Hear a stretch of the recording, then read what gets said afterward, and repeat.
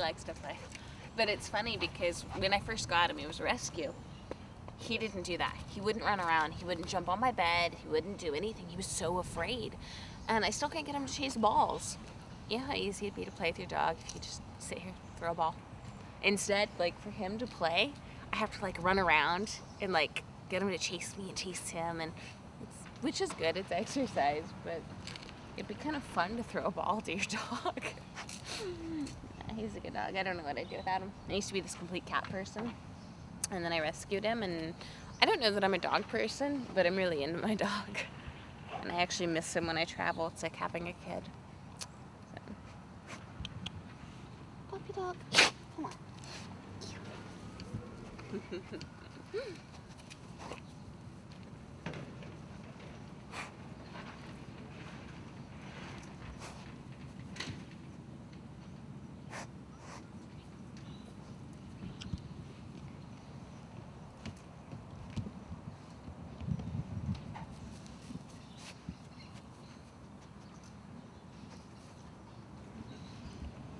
One idea I have for Aurora.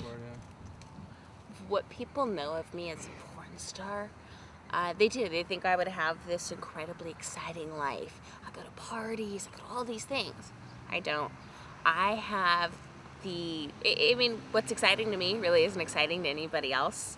I like sitting and reading books. The most exciting thing that I do is go out and play with my dog, or travel, but I travel for work. So I don't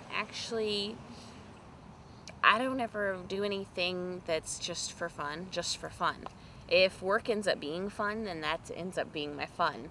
I don't know why I've always been like that. So I don't have this exciting porn star life, you know. I'm actually boring. I play cards, I read books, I visit with family. I'm very down to earth, very homey. I'm more of a homebody than a person who wants to go out and party, which is ridiculous because I know I'm in my early 20s and hey, what a great time to go, you know, so wild oats and do all this stuff. But I figure with all the things that I do in the industry, they're so far out of my personality. Like, I enjoy being the center of attention and showing off and doing a good job and putting 100% into my work, which is what all of you guys see in all the movies that I do. But the way in the movies I'm gonna go out and do like a guy and a girl or a couple of people, to tell you the truth, it would probably never happen in real life. I mean, I've already done it, so it may have happened if I hadn't experienced it before, because I'm always open to trying things. So I would have tried it once to say, okay, I did that, now I know what it's like. But after that, I'm not a swinger. I don't do any of that. I'm really boring. Sorry. It's disappointing, I know. But,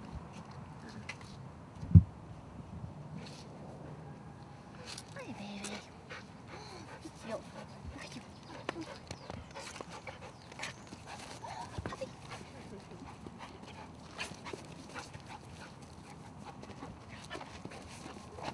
yeah, that's just his playing.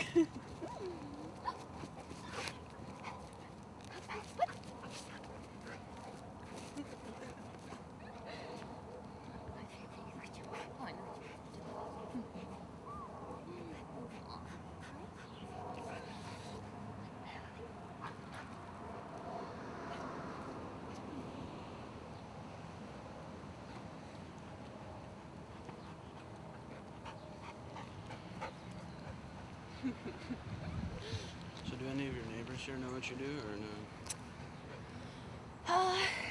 I don't know. Reason being, I never actually go into a place telling people what I do. And I've had a lot of like kids go, they hang out a lot by my apartment and they all know my name, and they just hang out and talk to me a lot. Now I don't know if maybe it's because they really like me or because they know what I do. It's hard to tell.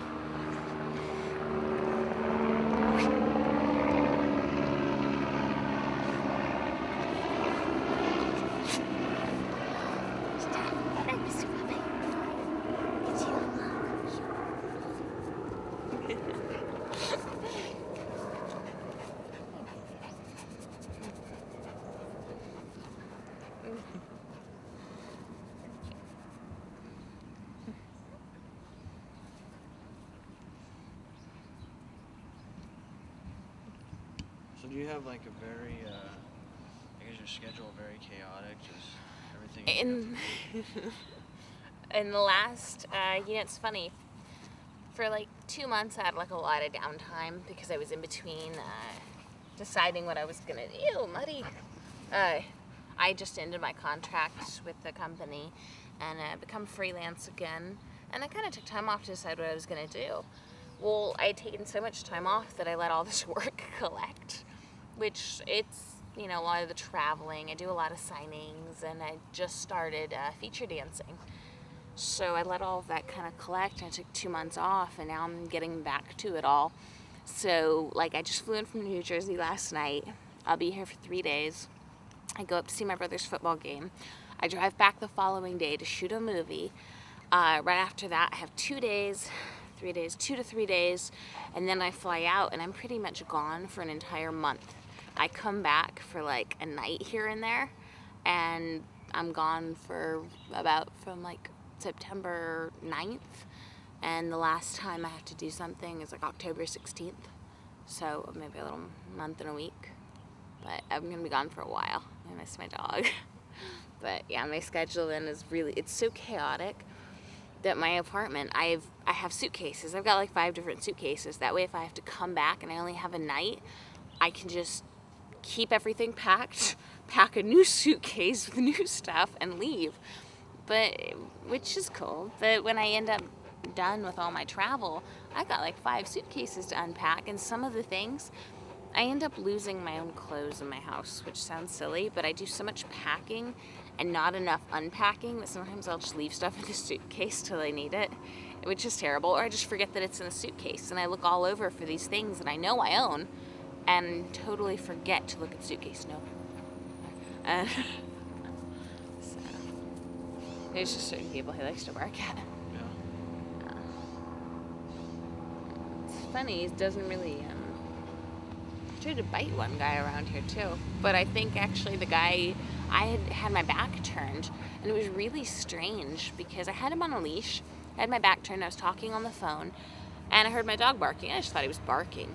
Well, I actually turned around, and there was a guy that was standing almost as close as you are, and it was really weird. My dog was trying to bite him, and it was just it was an odd situation, and the guy was just whistling. And he was like, my dog's trying to bite him, and he had this little blue nylon lunchbox, and he kept shoving it in my dog's mouth to kind of get him away from him.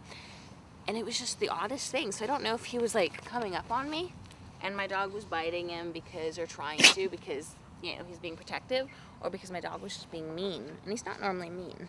So that was very odd. Oh, you're so dirty. Needs a bath.